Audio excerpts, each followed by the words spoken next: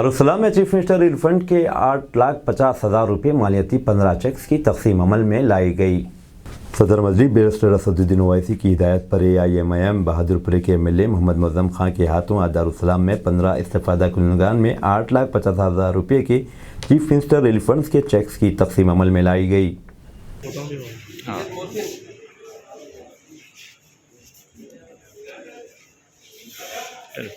Gita Devi, Diwa Begum, Rangamma, Rukhsana Begum,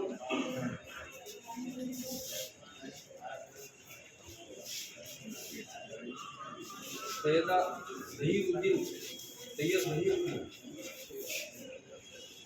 Syed Rahul Amin,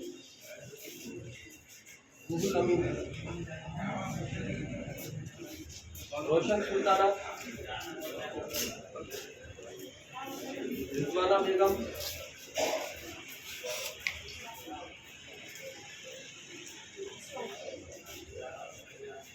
Pushpalata,